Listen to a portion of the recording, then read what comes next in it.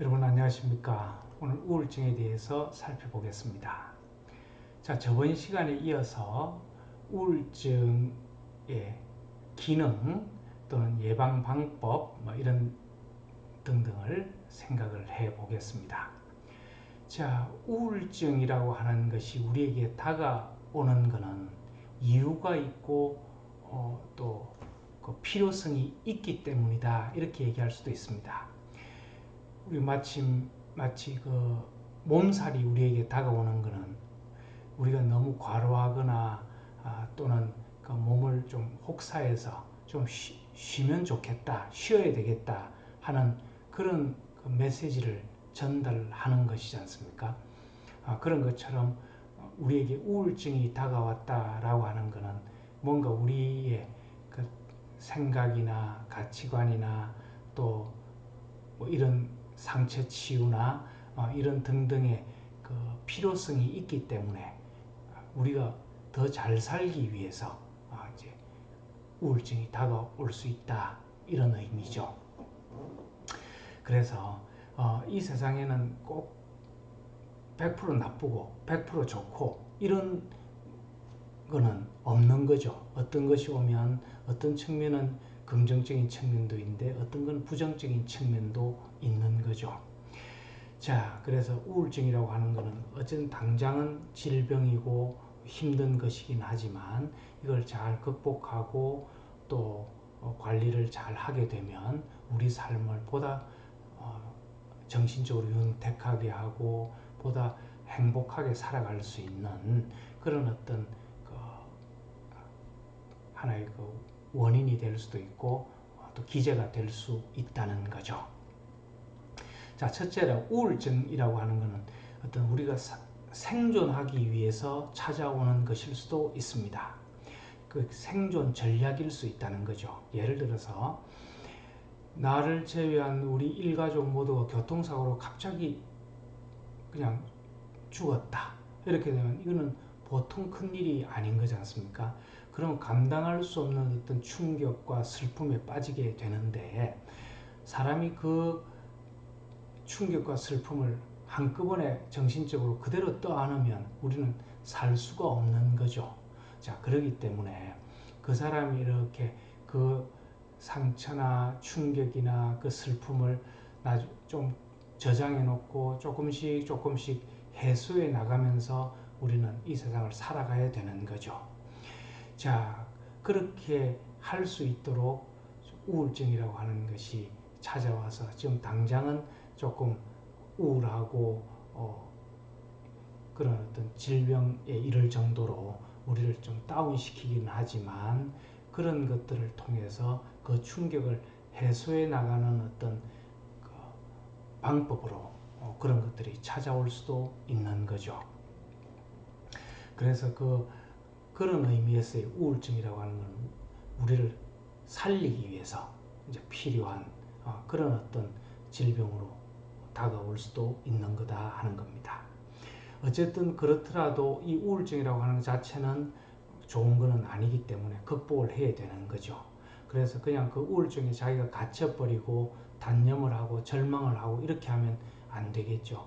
자, 그런 어떤 슬픔이나 이런 것들이 크니까 그 시간을 두고 조금씩 그 슬픔을 녹여 나가야 되겠지만, 거기서 그러면서 또 그런 우울증도 조금씩 나아지도록 하는 그런 어떤 그 정신과 치료라든지 또는 상담이라든지 또는 그 뭐 음악이나 책이나 그죠, 여행이나 이런 등등의 방법을 통해서 조금씩은 나아져야 되겠죠.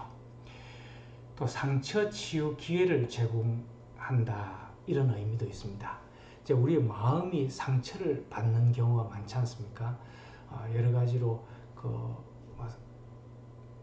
객관적인 사고가 나서 그럴 수도 있는 것이고, 또 어떤 모욕적인 말을 들어서 그럴 수도 있는 것이고, 우리 몸이 상처를 입는 것처럼 경우에 따라서 우리의 마음도 상처를 이제 입게 되고 그걸 치유를 해야 되는데, 이런 그 마음의 상처 때문에 오는 그런 우울증은 그 상처를 치유하라는 신호가 될 수 있는 거죠.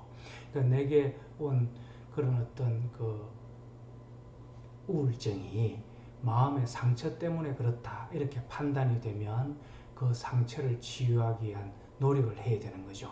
예컨대 내가 아버지의 술주정 때문에 어릴 때 상당히 무서웠고 힘들었다. 그죠? 그렇게 되면 그 상처 때문에 내가 지금 이런 우울증이 왔다. 그러면은 그 아버지의 음주 이후에 그런 어떤 그 술주정, 그걸 아버지를 용서한다든지 또 상담을 한다든지 내 무의식 중에 남아있는 어떤 두려움이라든지 이런 것들을 잘 해소를 하는 그런 기회로 삼아야 되는 거죠. 또 과로나 스트레스 이런 것들에 의해서 오는 우울증은 좀 쉬어야 되겠죠. 그죠? 그 다음에 그 마음의 긴장을 푸는 그런 어떤 휴식을 갖기에 하기 위해서 우울증이 올 수도 있는 겁니다. 또 죽음 불안에 의해서 우울증이 올 수도 있습니다. 이제 노화되면서 죽음이라고 하는 게 다가오면서 인생이 허무해지고 절망스럽고 뭐 이렇게 되는 거거든요. 그러니까 이런 경우에도 과연 죽음이라고 하는 것이 그야말로 절망일 뿐인가, 죽음 이후에는 아무것도 없는 것인가, 이런 데 대해서 진지하게 한번 생각해보고 거기에 도전해 볼 수 있는 그런 기회를 가질 수 있는 거죠. 그러니까 단순히 우울하다, 우울증이다, 거기에 빠져서 그냥 자신을 놔버릴 것이 아니고, 그죠?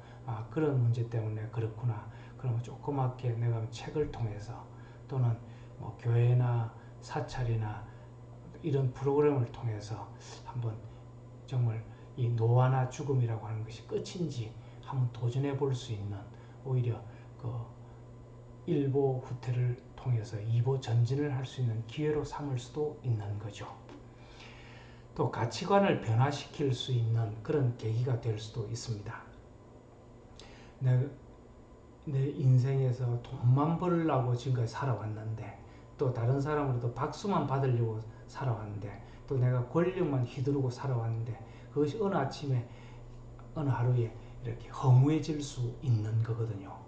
그러니까 이것이 아니고 내가 좀 변할 수 없는, 또 좀 더 높은 가치, 이런 것들이 있는 건 아닌지, 이런 것들을 찾게 하는 그런 어떤 원인으로서 우울증이 올 수도 있는 거죠.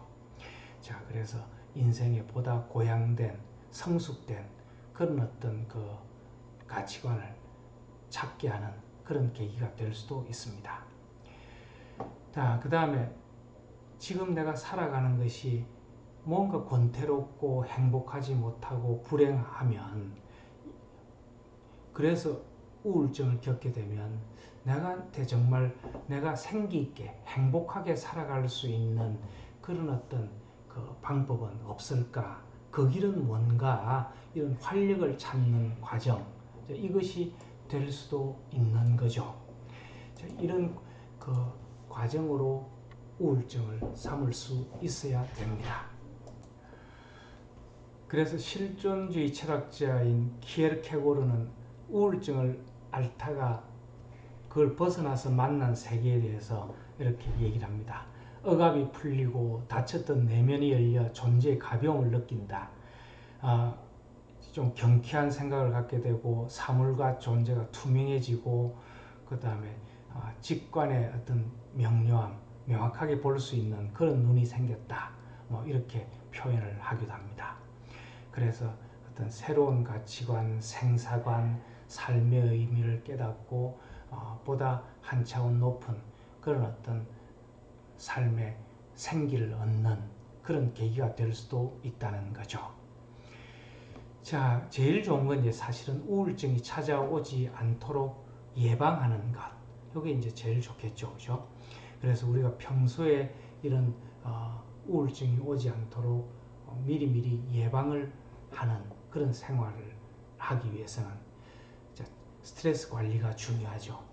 내가 육체적, 정신적으로 너무 많은 긴장을 하고 있다. 그러면 시간을 내서 좀 쉬기도 하고 여행도 하고 취미 활동도 하고 하는 그죠? 그런 어떤 스트레스 관리 이건 자기 자신을 돌아보는 것이 이제 우선되어야 되겠죠. 자, 그런 것들이 있고요. 또 잠도 규칙적이고 깊게 잘 수 있어야 됩니다. 그렇게 말 못 자고 꿈이 많다든지 자고 일어났는데도 영 멍하고 피로가 풀리지 않으면 그 원인을 생각해보고 또 수면을 잘할 수 있는 그런 어떤 방법들을 생각해 봐야 되는 거죠. 호흡을 잘하는 것도 필요하고요. 또 명상, 자기 돌아보기, 올바른 가치관 갖기 뭐 이런 등등의 인생의 기본적인 그 베이스를 한번 점검해 보는 것이 때때로 점검해 보는 것이 필요합니다. 그 다음에 이제 이 우울증은 말이죠. 적지 않은 부분에서 좀 이기적이고 자기중심적이고 욕심이 많을 때 우울증이 또 나타날 수 있습니다. 그러니까 내 마음대로 해야 되는데 그렇지 않으니까 그냥 그 마음이 닫혀버리는 거죠. 그 얘기는 거꾸로 하면 지금 내가 처해 있는 이 상황을 감사하는 것 이게 대단히 중요하다는 거죠. 자, 그래서 이 감사하면은 항우울제, 뭐 세로토닌, 뭐 이런 등등의 물질이 성분이 몸에서 나온다고 합니다. 그래서 감사하는 마음이 저절로 들면 더없이 좋겠지만 그렇지 않으면 일부러라도 감사하는 그런 인위적인 노력이 필요하다는 거죠. 이제 그게 감사 노트 뭐 이런 건데 이제 감사할 수 있는 것들을 한번 적어보는 거죠. 뭐 적어보면 생각보다 많을 수 있습니다. 내가 지금 살아있다는 것도 감사하고 또 내가 호흡할 수 있는 이 공기가 있다는 것도 감사하고 그죠?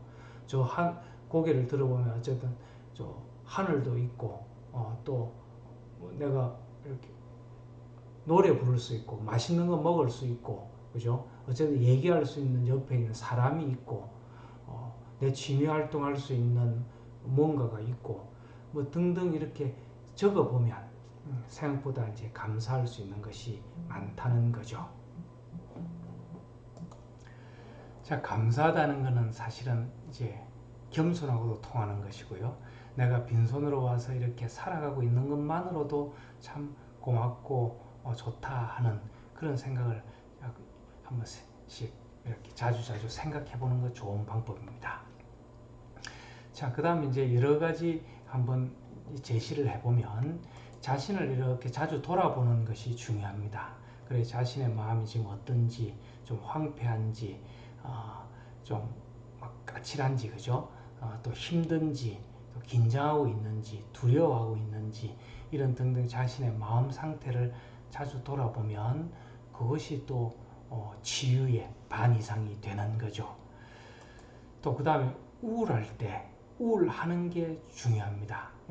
조용히 있고 싶을 때 아닌 것처럼 막 떠들고 명랑한 것처럼 이렇게 외부로 표시하는 것은 꼭 좋은 게 아닙니다. 사람이 살다 보면 밝고 명랑할 때도 있지만 또 조용히 있고 싶고 좀 우울하고 싶을 때가 있거든요. 그럴 때는 자신의 마음을 이렇게 돌아보고 좀 위로해주고 다독거려줄 필요도 있는 거죠.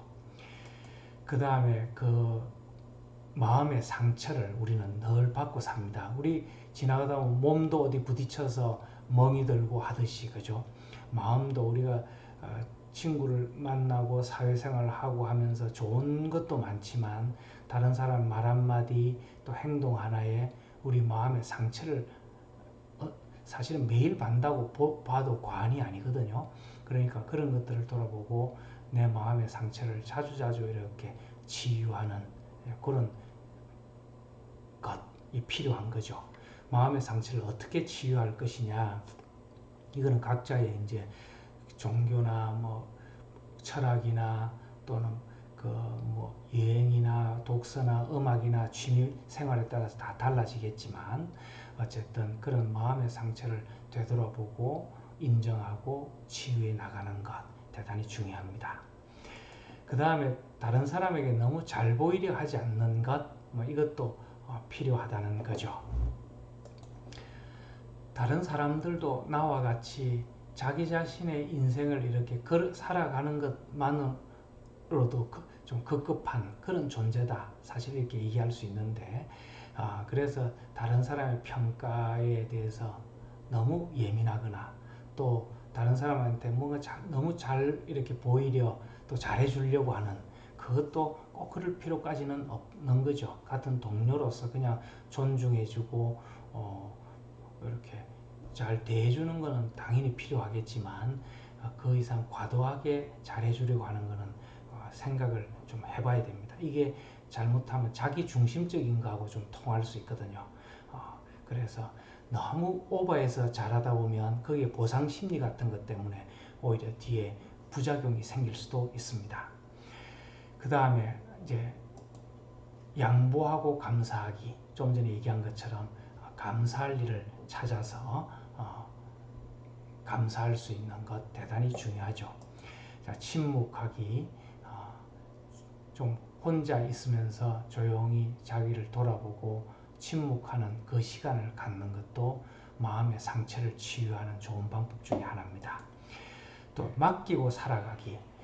자, 우리 인간은 근원적인 문제를 해결할 수 있는 그런 능력을 가진 존재가 못 됩니다.